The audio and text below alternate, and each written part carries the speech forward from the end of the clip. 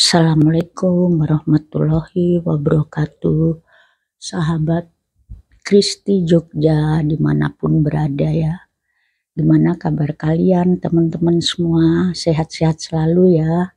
Senantiasa dimudahkan rezekinya, dijauhkan dari segala macam mara bahaya. Ya teman-teman, kali ini saya mau mengajak ke Gua Rancang. Sedikit uji nyali ya sekali-sekali mak-maknya. Meskipun aslinya saya itu fobia gelap. Jadi kalau di kegelapan tanpa cahaya itu seolah-olah hilang arah. Tapi kita coba. Nanti kita cari pemandu jadi kita tidak masuk sendiri. Oke, ini perjalanan menuju ke Gua Rancang ya. Gua Rancang terletak di Gunung Kidul. Gimana keseruannya nanti di Gua Rancang? Tonton terus videonya, jangan di skip ya. Selamat menonton. Oh iya teman-teman, ini kita cuma berdua ya sama Mak Tri. Mak Anisnya izin tidak ikut, harus istirahat dulu karena capek bekerja ya. Lembur jadi badannya agak letih, jadi tidak bisa ikut. Semoga Mak Anis tetap sehat. Oke teman-teman, kita cuma berdua dengan Mak Tri. Ini kita dari Jogja melewati Mangunan, Delingo ya teman-teman. Jadi jalannya lumayan ekstrim ini. Tanjakan turunannya tajam sekali. Jadi perlu hati-hati kalau lewat sini. Kalau mau ke Gua Rancang enak melewati Patuk. Jadi lapangan terbang Gading itu belok kanan arah Palian, arah Serigetuk. Kalau lewat Mangunan, Delingo jalannya super ekstrim. Karena kita mencari jalan yang belum pernah kita lewati. Kebiasaan mak-mak itu blusuk-blusuk. Dimana yang belum pernah kita lalui, kita penasaran. Dan jalannya juga sunyi, kanan kirinya dominan kering kerontang ya, karena kemarau panjang di sana di Gunung Kidul itu termasuk susah air. Jadi ya seperti ini. Oke teman-teman, lanjut sampai nanti di Gua Rancang ya. Selamat menonton, jangan di skip. Biasakan kalau nonton full durasi. Terima kasih buat yang selalu support Mak Petualang. Saya doakan semoga teman-teman semua diberikan kesehatan ya. Sukses selalu. Oke teman-teman. Nah ini kita udah mau menuju ke Gua Rancang. Oke ya, sampai ketemu ya di Gua Rancang.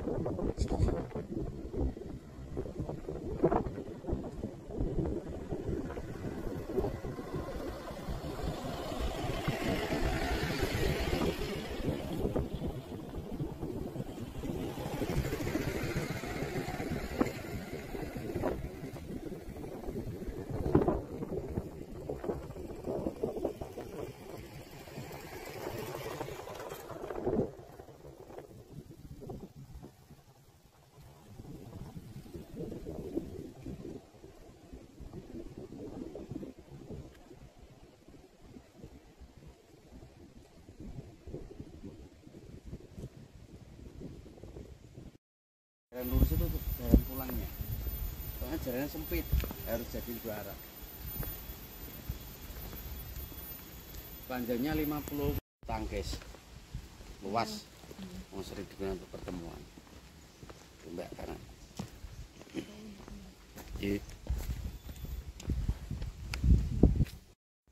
Nanti kita sambil cerita. Itu pohon besar itu umurnya 350 tahun lebih.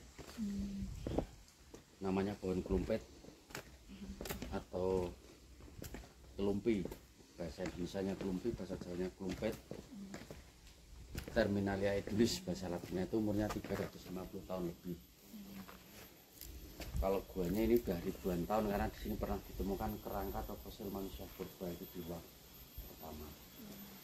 Dalam bulannya masih di air BBM karena masih ada air ya Mas? ya tanpa air. Kita ke gua Rancang ya ini. Gua Rancang Kencana. Ditemani sama Mas siapa ini? Saya Hudi, HUDI. Sama Mas Hudi. Ya. Oke Mas Bisa Hudi. cerita sedikit ya Mas ya? Bisa Tentang nanti Gua sambil jalan Rancang. kita cerita. Ya. Oke, kami jalan. Ya. Ini saya katakan gua kering itu karena Ya, ya. di dalamnya tidak ada sungai. Kalau di Pindul itu kan gua basah karena dalamnya kan sungai. Gua Pindul. Ini gua kering. Ini kita ke cerita Vinda yang tercatat di buku Pusaka Mozaik Jogja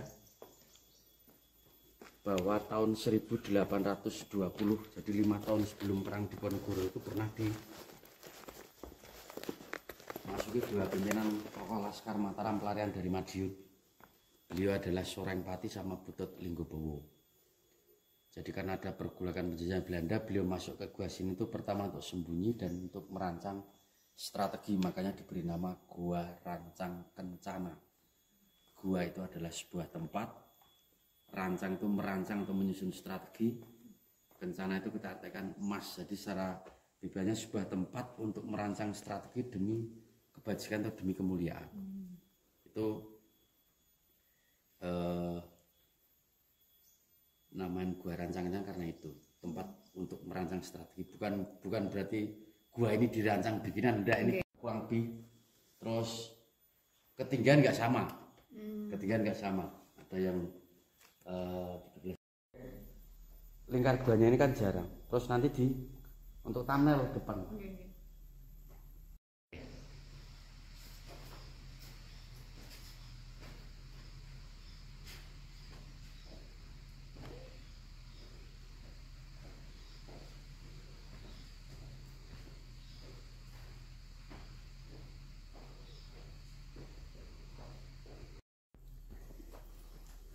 Kalau ke dalam ya harus pakai sorot lampu. Jadi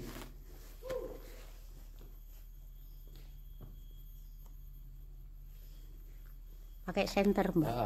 soalnya kan. Oke, sambil cerita ini mau masuk ruang kedua. Kita masuk ke dalam Gua Rancang. Kita mau masuk ruang kedua, ini masuk ruang persembahan.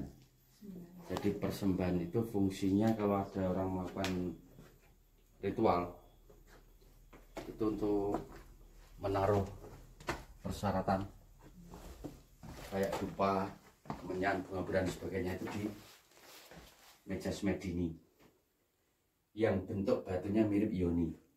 Yoni itu perempuan, biasanya kan ada lingga prianya. Karena tidak ada lingganya, ini sebenarnya untuk meja semedi. Di shot sini, senternya biar di shot. Walaupun tidak semua pelaku ritual itu nggak mesti pakai ini. Kadang ada yang cuma duduk meditasi, tapi ada yang juga pakai ini. Terus ruang terakhir, itu lubang masuknya kecil tapi cuma tipis. Ini satu langkah langsung luas. Ini muat sekitar 50 orang. Cuma biasanya saya masukin kurang lebih 35 biar nggak terlalu pengap. Cuma nanti hati-hati, ini tonjol batu kalau keluar. Ini sama ini. Baik, ikuti saya masuk dulu. Enggak Mas. Enggak. Enggak berani. Enggak berani. Ya gini aja. Dilihat dari sini, pakai senter. Udah ya Allah. Oh iya luas sih. Itu ruang terakhir, berani. itu ruang persembunyian. Gue sih berani. Sekaligus tempat untuk Iya coba semedi. Mas. Mas, Ya. itu berarti nggak jembar ngoten iki. Iya. Ancang-ancang yang penting pakai ancang-ancang ini. Saya kiri, biasanya kiri. Mumpung belum ada orang soalnya. Nanti kalau ada orang saya batasi biar gak terlalu pengap. Ancang-ancang masuknya ancang. Nanti keluarnya lebih mudah. Yang penting keluarnya nanti merunduk 1,5 meter. Agak maju sini ya. Di shot sini. Ini ada ruang kosong. Ini tempat persembunyian sekaligus tempat semedinya di sini. Ya, di sini tempat untuk merancang strateginya. Ya, saya katakan tadi. Oke, sudah selesai ya. Kita cerita yang ini beda cerita ini. Sambil disutin ada bendera Garuda sama kemudian wayang agak naik sedikit kameranya. Ya, sip. Prasasti ini yang nulis para pahlawan, cuma nulisnya sudah keadaan Indonesia merdeka. Itu Prasetya Bhinekaku, martabat Pramo Sakti bergema, jiwa raga Gusta Merana, ya Tuhan terbitkan makna, namun tercapai bersama mulai Marta Suara ini, jaya Presiden kita RI, Setia Hamengkubuwono IX. Yang jelas kalau kita artikan secara inti ini bukti kesetiaan terhadap Pancasila, Presiden Soekarno serta Sri Sultan Hamengkubuwono ke-9. Ini yang nulis para pahlawan, cuma nulisnya ini sudah keadaan Indonesia merdeka ya, sekitar tahun 64-65. Nih. Datapan itu sebelah barat atau sebelah timurnya kan? Selatan. Selatan mana? Ada.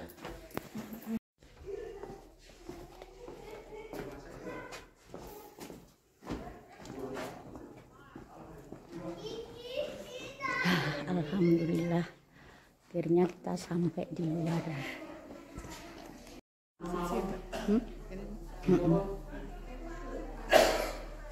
Di koordinat sepatu kumpul datang, maka ada waktu kalau benar kan.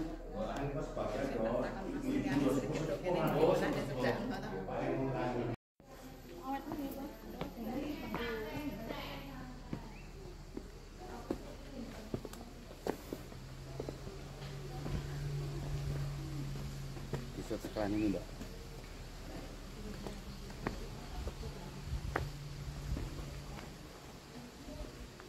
Ini dulu ya, pernah, tuh. tapi jangan dimasuki. Iya.